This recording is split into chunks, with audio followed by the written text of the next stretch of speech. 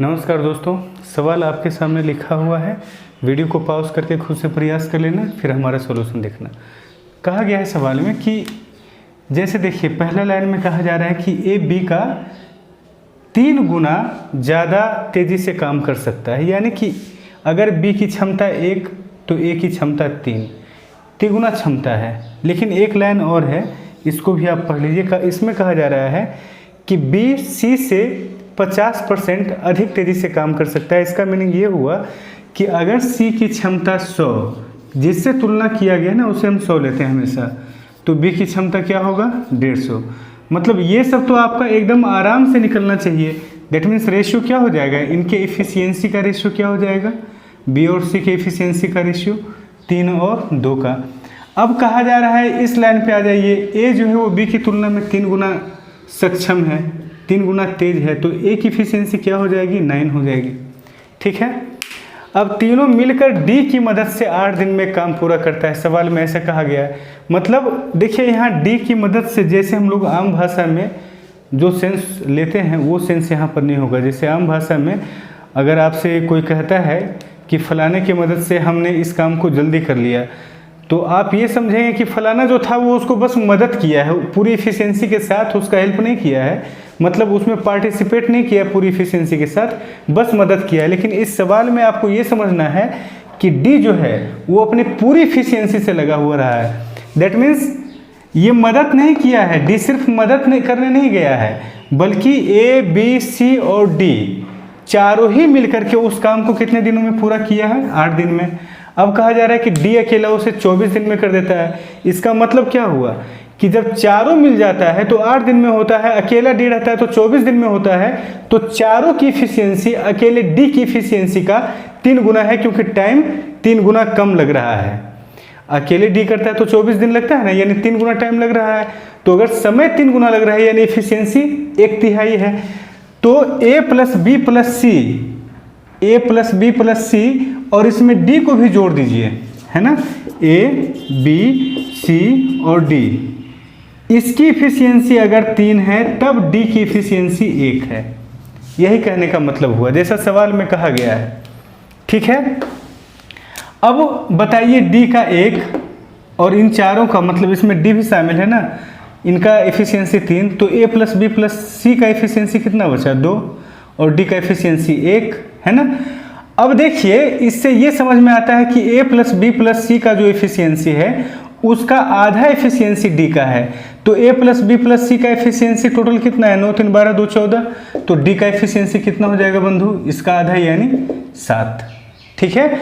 अब कहा जा रहा है कि डी जो है, अकेला डी वो कितने दिनों में पूरा कर लेता है काम को, 24 दिनों में। यानी इफिशियंसी 7 होने का मतलब ये होता है बंधु कि डी अकेला रोज 7 काम कर सकता है, ये 24 दिन में काम पूरा कर लेता है।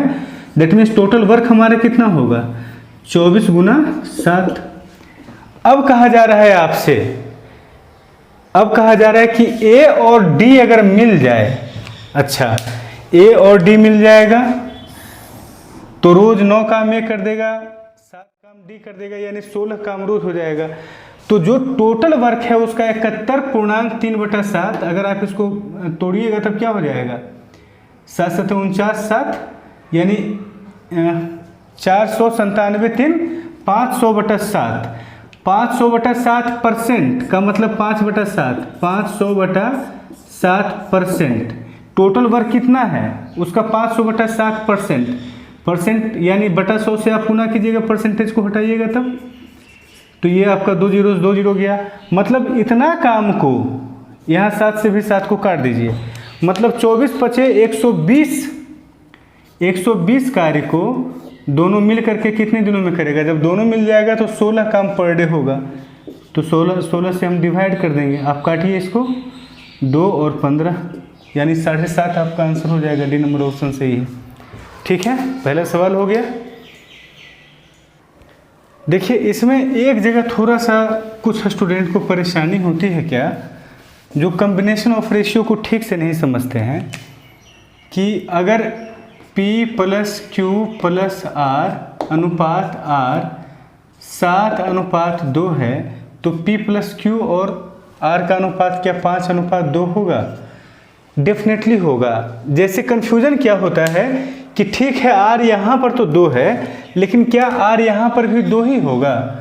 तो आप हमारा कम्बिनेशन ऑफ रेशियो का वीडियो आप देखिएगा, तो उसमें हम बताते हैं कि जब भी दो संख्या के बीच में अनुपात लगा हुआ है, दैट मीन्स ये दोनों एक दूसरे के साथ कंबाइंड है।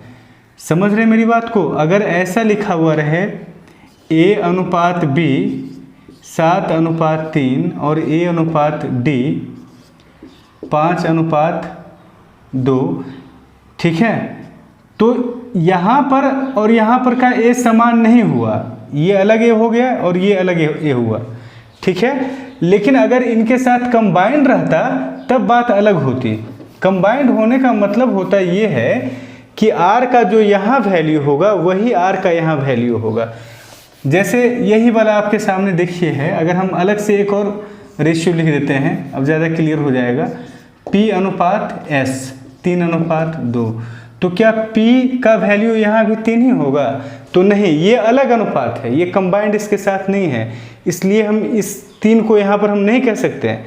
हम नहीं कह सकते हैं Q+R मिलके 4 हो जाएगा, ऐसा हम नहीं कह सकते, ये गलत हो जाएगा, ठीक है। लेकिन अगर कंबाइन हो जाएगा, कम्बिनेशन का कंडीशन हमने रेशियो में बताया है, अगर आप इन दोनों को कंबाइन कर देते हैं तो P का जो यहाँ पर वैल्यू रहेगा वही यहाँ पर वैल्यू रहेगा।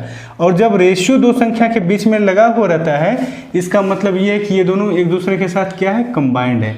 जब कंबाइंड है तो R यहाँ अगर 2 है तो यहाँ पर भी R क्या होगा? 2 होगा। उसी तरह से यहाँ D अगर 1 है तो यहाँ भी D 1 होगा। ये कितना बच जाएगा? 2 बच जाएगा।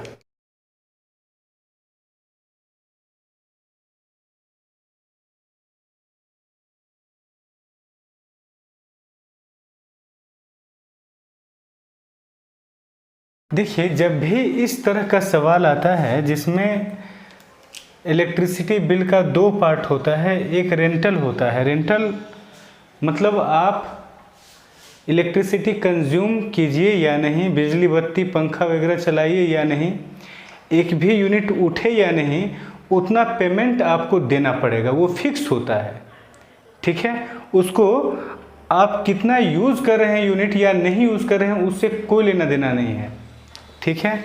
तो कहा गया है सवाल में कि रेंटल जो है वो तो फिक्स है, लेकिन उसके बाद अगर आपने 1 यूनिट उठाया तो 1 यूनिट का जो चार्ज होगा वो देना पड़ेगा। सीधा समानुपाती, मतलब सवाल में कहा गया सीधा समानुपाती है, और सीधा समानुपाती तो हमेशा ही रहेगा। आप जितना भी बिजली बिल उठाते हैं, जितना यूनिट आप कंज्यूम करते हैं, उतना गुना 1 यूनिट का जो पेमेंट होता है उतना आप करते हैं ना, यानी डायरेक्टली प्रोपोर्शनल है। अब कहा जा रहा है कि व्यक्ति जो है जब 170 यूनिट उठाता है तो उसे 555 रुपये देना पड़ता है। अच्छा, इस 555 में रेंटल भी होगा और 170 यूनिट का जो कीमत होता है वो भी होगा। फिर वो 220 यूनिट जिस मंथ में उसका उठता है उस मंथ में 630 रुपये का भुगतान करना पड़ता है। तो इसमें भी रेंटल भी होगा और 220 यूनिट का जो प्राइस होगा वो भी होगा, दोनों होगा। तो अगर इसमें से इसको माइनस आप कर दीजिएगा ना तो रेंटल तो पहली बात साफ हो जाएगा। जैसे देखिए, अगर A+B है और अगर A+C है, अगर आप इसमें इसको माइनस करते हैं तो क्या बचता है? A तो जो कॉमन है दोनों में वो तो ख़त्म ही हो जाएगा। जैसे A+C में अगर माइनस आप कर दें A+B को, तो A से तो कैंसिल ही हो जाएगा, यानी रह क्या जाएगा बंधु? C-B। दैट मीन्स अगर 630 में हम 555 को माइनस कर देते हैं तो रेंटल वाला जो चार्ज है वो तो दोनों में है ना, दोनों में कॉमन है, वो तो घट ही जाएगा। इसके रेंटल से इसका रेंटल कैंसिल हो जाएगा। अब क्या होगा? अब इसमें यूनिट वाला पैसा सिर्फ बचा हुआ रहेगा और इसमें भी यूनिट वाला पैसा बचा हुआ रहेगा। तो इसके यूनिट वाले पैसे में से इसका यूनिट वाला पैसा बच जाएगा। तो देखिए, इस कंडीशन में 170 यूनिट उठा था और दूसरे कंडीशन में 220 यूनिट। दैट मीन्स अगर हम इसमें इसको माइनस करेंगे तो 50 यूनिट का क्या रेट होता है वो आपको मिल जाएगा। 50 यूनिट का जो रेट होता है उस हिसाब से 1 यूनिट का रेट आपका निकल जाएगा। तो हम क्या करेंगे? 220 - 170 यानी 50 यूनिट का दाम कितना आएगा? 630 माइनस 555 यानी कितना हो रहा है 75। ठीक है, 50 यूनिट के लिए आप कितना पेमेंट करते हैं 75 रुपया। अच्छा, अब कहीं से भी देखिए 1.5 गुना हो रहा है ना, 50 का 1.5 गुना है 75, यानी 1 यूनिट के लिए आप 1.5 रुपया पेमेंट कर सकते हैं, करते हैं। तो 220 यूनिट जब ये उठाया था तो इसको यूनिट के लिए कितना पैसा देना पड़ा होगा, इसका 1.5 गुना यानी 330 रुपया। 170 हमने नहीं लिया, 170 भी लेकर के आप काम अपना आगे बढ़ा सकते थे। 220 हमने इसलिए लिया क्योंकि इसका 1.5 गुना करना आसान है। ठीक है, जैसे 44 का 1.5 गुना 66 हो जाएगा, बहुत आसानी से निकल जाता है। ये 22 है ना यहाँ, तो 22 का 33 1.5 गुना हो जाएगा। इन चीज़ों को सीखिएगा। ठीक है, 220 यूनिट के लिए उसने कितना पेमेंट किया है 330 रुपया। ठीक है, अब क्या कहा जा रहा है 380 यूनिट के लिए। अब अगर 220 यूनिट के लिए 330 रुपया उसने पेमेंट किया है, टोटल पेमेंट कितना किया है 630, तो जो फिक्स वाला अमाउंट है वो कितना होगा 630, यानी टोटल माइनस जो यूनिट वाला अमाउंट है उसको माइनस कर देंगे, यानी 300 रुपया जो है ये क्या आ गया फिक्स रेंटल चार्ज। ये आपको हर हाल में पेमेंट करना ही है। ये आप 300 रुपया आपको देना ही पड़ेगा सिर्फ मीटर लगाने के लिए, चाहे आप इलेक्ट्रिसिटी कंज्यूम करें या इलेक्ट्रिसिटी कंज्यूम ना करें। ठीक है, अब कहा जा रहा है कि 380 यूनिट और 250 यूनिट का भुगतान किया है। दो अलग अलग आदमी हैं, एक आदमी किया है 380 यूनिट का भुगतान और एक आदमी किया है 250 यूनिट का भुगतान। अब इन दोनों को जो पेमेंट ये लोग करेंगे उनका अनुपात क्या होगा, तो देखिए पेमेंट ये लोग क्या करेंगे। सबसे पहली बात 300 रुपया तो दोनों को देना पड़ेगा, 300 रुपया ये भी देंगे और 300 रुपया ये भी देंगे। फिर 380 का 1.5 गुना, 380 का 1.5 गुना मतलब 380 प्लस इसका आधा यानी 190, और ये 250 का 1.5 गुना मतलब 250 प्लस 125। 1.5 गुना का मतलब यही होता है ना कि उतना प्लस आधा। ठीक है, तो बताइए इसका क्या वैल्यू हो जाएगा। ये 0 हो गया, ये 7 और आपका 8 यानी 870। यहाँ पर क्या आ जाएगा बोलिए 5 और 5 2 7, 3 2 5 1 6, 675। अगर एक बार आप ऑप्शन पर ध्यान दीजिएगा ना तो आपका सवाल ऐसे ही बन जाएगा। आंसर क्या हो जाएगा 174:135। अब कहिए कि क्या यहाँ वाला 5 और यहाँ वाला 5 कैंसिल होकर के ख़त्म नहीं हो सकता है। ध्यान रखिएगा, ये संख्या जो है ये 25 से कटेगी और ये संख्या केवल 5 से कटेगी। ये सब डिविजिबिलिटी में हम बताते हैं कि अगर लास्ट का 2 डिजिट 25 से कैंसिल हो रहा है तो ये पूरी संख्या 25 से कैंसिल हो जाएगी। इसका लास्ट का 2 डिजिट 25 से कैंसिल नहीं हो रहा है, यानी इसमें 5 फैक्टर के रूप में एक बार है, इसमें 5 फैक्टर के रूप में 2 बार है। एक एक बार कैंसिल हो भी जाएगा तो इसमें एक बार 5 और बचा हुआ रहेगा। मतलब सेकेंड वाले टर्म में जो सेकेंड वाला जो टर्म होगा वो 5 से अभी भी डिविजिबल होगा। तो आपका आंसर में देखिए संजोग से ऑप्शन में एक ही जगह है जहाँ की सेकेंड वाला टर्म जो है वो 5 से डिविजिबल है, तो बी नंबर ऑप्शन हो जाएगा। ऐसे आप काटिएगा तो काट भी सकते हैं। ये आपका 17 पचे 85 और 2 पचे 10 नहीं 4 पचे 20 और ये आपका 13 पचे 65 और 5 पचे 25।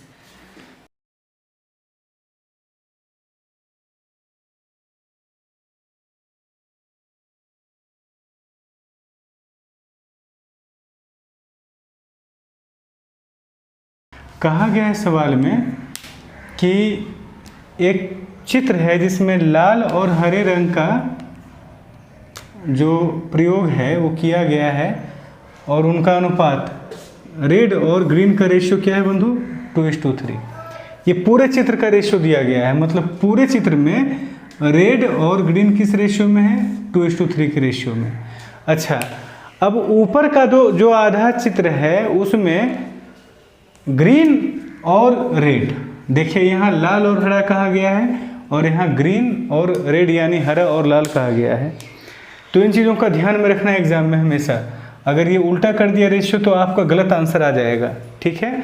देखिए ओवरऑल जो टोटल पिक्चर है हमारा उसमें रेड और ग्रीन का रेशियो क्या है 2:3, लेकिन आधा जो हिस्सा है उसमें रेशियो क्या है रेड और ग्रीन का 4:5, 4 और 5 का अनुपात हो जाएगा रेड और ग्रीन का, ठीक है। निचले हिस्से में लाल और हरे रंग का अनुपात क्या हो जाएगा, मतलब दो हिस्सा है, एक हिस्सा ये है एक हिस्सा ये है और ये दोनों मिला करके टोटल ये है। तो कॉम्बिनेशन ऑफ रेशियो सीधा लगाइएगा, इसमें सवाल का आंसर बहुत ही आराम से आ जाएगा। देखिए कॉम्बिनेशन ऑफ रेशियो हम कैसे लगाएंगे, ये आधा है ये आधा है ये पूरा है, यानी टोटल वैल्यू जो यहाँ पर वास्तव में होगा उसका दुगना टोटल वैल्यू यहाँ पे होना चाहिए। दो ही कलर का इस्तेमाल किया गया है पिक्चर में, और कोई और कलर होगा भी उससे कोई फर्क नहीं पड़ता है, हम तो दो ही कलर पे फोकस कर रहे हैं ना। तो ये हमारा रेड प्लस ग्रीन का टोटल है और ये हमारा रेड प्लस ग्रीन का आधा है और आधा रेड प्लस ग्रीन कहाँ है नीचे है, ठीक है। तो कंबाइन करने के लिए आप क्या करेंगे कि इसको ना इसका डबल आप कर दीजिए। जैसे ये आपका कितना हो रहा है टोटल मिलके 9 हो रहा है और ये कितना हो रहा है 5। तो आप क्या कीजिए कि पहले दोनों को समान कर लीजिए और उसके बाद ऊपर वाले में 2 से गुना कर दीजिए। जैसे समान करने के लिए हमें करना क्या होगा, यहाँ 5 से गुना करना होगा और यहाँ 9 से गुना करना होगा, ठीक है। दैट मीन्स दोनों ही 45-45 हो गया, लेकिन ऊपर में इसका जो अमाउंट है इसका डबल अमाउंट ऊपर में है तो हम ऊपर में 2 से गुना कर देंगे। अब हमारा क्या हो गया रेशियो कंबाइन हो गया। पिछले सवाल में भी हमने बताया था कि जब अनुपात कंबाइन हो जाता है तो हम जोड़ घटाव कर सकते हैं। समझिएगा मेरी बात को, यहाँ पर रेड टोटल और यहाँ पर रेड ऊपर वाला, यहाँ पर रेड ऊपर वाला प्लस नीचे वाला और यहाँ पर रेड सिर्फ ऊपर वाला। तो अगर ऊपर वाला प्लस नीचे वाला में हम ऊपर वाले को घटा देंगे तो क्या आ जाएगा हमारा नीचे वाला। अच्छा ये हो रहा है टोटल क्या 9 दूना 18 दूना 36 और ये क्या हो रहा है 20, यानी यहाँ क्या हो जाएगा 16। यहाँ पर क्या है 9 3 27, 27 दूना 54 और यहाँ पर क्या है बंधु 20। 54 में अगर 20 हमारा चला जाता है तब क्या आएगा 34। 54 में 20 जाएगा, हाँ 34। अच्छा 25 है ना, तो 54 में अगर 25 जाएगा तब कितना होगा 29, ठीक है। मतलब नीचे वाला जो हिस्सा है उसमें रेड और ग्रीन का रेशियो क्या होगा 16 और 29। आपका डी नंबर ऑप्शन सही है। समझिएगा हमने आपसे कितना बार कहा है कि कॉम्बिनेशन ऑफ रेशियो और वेरिएशन इसका इतना भयंकर इस्तेमाल है। अर्थमेटिक में तो कम से कम 90% सवाल जो आपका किताब में मिलेगा, प्रीवियस पेपर आप देखिएगा या कहीं का भी कोई सेट होगा, वो उसमें 90% कॉम्बिनेशन ऑफ रेशियो या वेरिएशन एप्लीकेबल होगा ही। इसलिए कॉम्बिनेशन ऑफ रेशियो को और वेरिएशन को बहुत बारीकी से समझना है, इसका इस्तेमाल ज़बरदस्त होता है, ठीक है। इसमें हमने किया क्या, फिर से हम ब्रीफ में आपको बता देते हैं। यहाँ पर टोटल है, मतलब रेड प्लस ग्रीन जो यहाँ पर है ना, ये पूरे पिक्चर का है और ये आधे पिक्चर का है। तो शेष पिक्चर का हमको निकालना है। हम क्या करते हैं कंबाइन करते हैं। कॉम्बिनेशन का आधार क्या होता है कि रियल वैल्यू जिस अनुपात में है उसी अनुपात में आप रेशियो वैल्यू को ले आइए। तो इसका जो टोटल है इसके टोटल का डबल होगा ना भाई, तो हमने इसको डबल कर दिया, डबल हो गया तो अब कंबाइन हो गया। कंबाइन होने का मतलब कि अगर यहाँ 20 यूनिट ऊपर वाले में है तो इसमें भी ऊपर वाले में 20 ही यूनिट होगा। तो अगर हम घटा देंगे इसमें 20 यूनिट तो क्या आ जाएगा नीचे वाला रेड, और इसमें अगर हम 25 यूनिट घटा देंगे तो क्या आ जाएगा नीचे वाला ग्रीन, ठीक है। इसी तरह का एक और सवाल आता है उत्तरी गोलार्ध और दक्षिणी गोलार्ध वाला, जिसमें आपने देखा होगा शायद सवाल या नहीं देखा होगा, क्योंकि ये वीडियो तो हम बनाते हैं उनके लिए जिनका बेसिक ठीक ठाक है, जिन्होंने कुछ काम किया हुआ है। तो ज़्यादातर स्टूडेंट इस तरह के सवालों खुद से वाकिफ़ होते हैं। एक सवाल आपने देखा होगा जिसमें कहा जाता है कि पृथ्वी जो है, देखिए अब सवाल का तो सारा मतलब पार्ट हमें याद नहीं है, रेशियो वगैरह क्या उसमें इस्तेमाल किया गया है। लेकिन ये सवाल कई बार हमारे नज़र के सामने भी आया है, कई स्टूडेंट भी पूछते थे कि पृथ्वी पर पानी, वाटर और अर्थ मतलब जल और थल का जो अनुपात है वो मान लो कि है 3:1, ऐसा है, मान लो 3:1 है। अब कहा जा रहा है कि नॉर्थ पोल जो है यानी उत्तरी गोलार्ध है, गोलार्ध का मतलब क्या होता है, गोला का आधा, पृथ्वी गोला है उसका आधा, उत्तरी गोलार्ध में पानी और अर्थ का जो रेशियो है वो है 2:1। तो दक्षिणी गोलार्ध में क्या होगा पानी और अर्थ का रेशियो।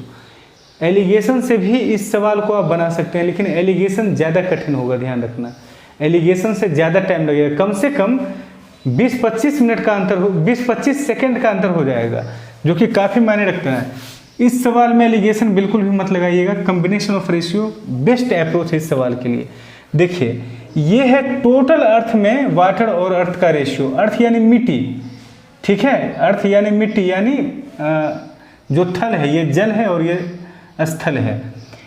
तो टोटल में यानी पूरे पृथ्वी में वाटर और अर्थ का रेशियो क्या दिया हुआ है, 3:1। अच्छा, नॉर्थ गोलार्ध में यानी उत्तरी गोलार्ध में क्या अनुपात दिया गया है, 2:1 का। साउथ पोल में क्या होगा इनका रेशियो, ये निकालना है। हम इतना बात समझते हैं कि यहाँ पर जो टोटल मिट्टी प्लस पानी है उसका यहाँ पर टोटल मिट्टी प्लस पानी दुगना होगा, क्योंकि ये क्या है, ये पूरा पृथ्वी है और ये क्या है, ये आधा पृथ्वी है। तो हम क्या करेंगे, डबल करने का प्रयास करेंगे। अब देखिए ये है 3, ये है 4, तो पहले दोनों को समान समान कर लो, उसके बाद ऊपर में 2 से गुना कर दो। इसमें आप 3 से गुना कर दीजिए तो ये 12 हो जाएगा, इसमें आप 4 से गुना कर दीजिए तो ये भी 12 हो जाएगा। अब क्या करेंगे, हम ऊपर वाले में बस 2 से गुना कर देंगे, ठीक है।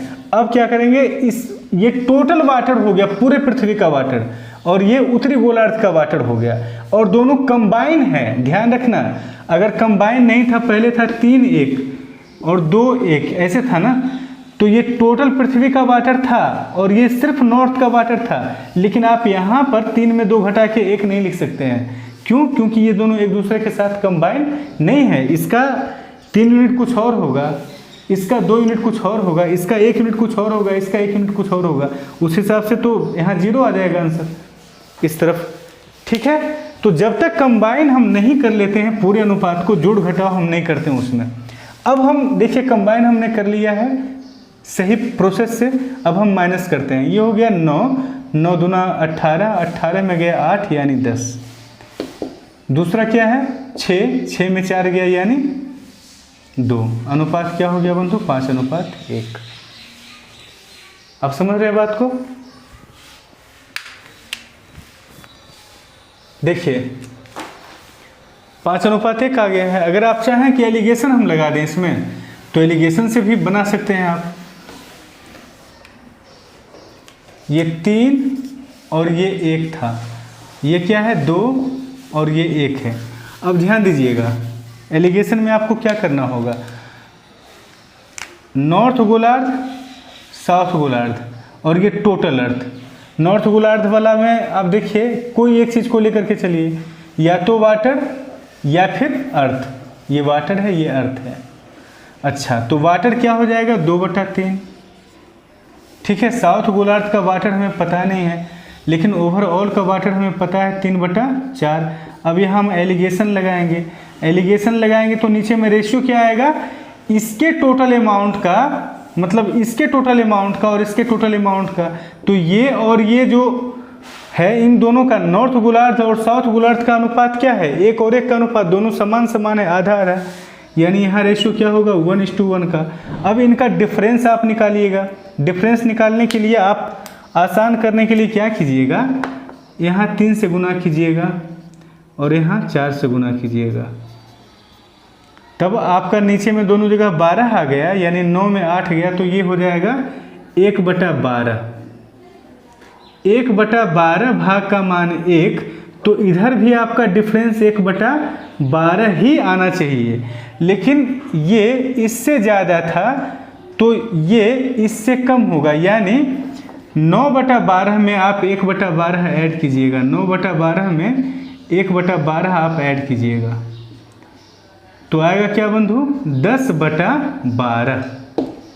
क्या आया, 10/12 यानी 5/6। तो 5/6 क्या आया, पानी का वैल्यू आया। पानी मतलब उस जगह पर पानी है 5 यूनिट, टोटल है 6 यूनिट, तो पृथ्वी कितना हुआ, 1 यूनिट, यानी अर्थ कितना हुआ, 1 यूनिट। दैट मीन्स 1 और 5 के अनुपात में अर्थ और वाटर होगा। आप समझ रहे हैं मेरी बात को, लेकिन आप देख सकते हैं कि कितना कॉम्प्लिकेटेड है, ठीक है। लेकिन 90% लोग कॉम्बिनेशन ऑफ रेशियो का सही कॉन्सेप्ट नहीं होने की वजह से यही काम करते हैं इस सवाल में, ठीक है। तो मिलते हैं अगले वीडियो में, आज के लिए इतना ही।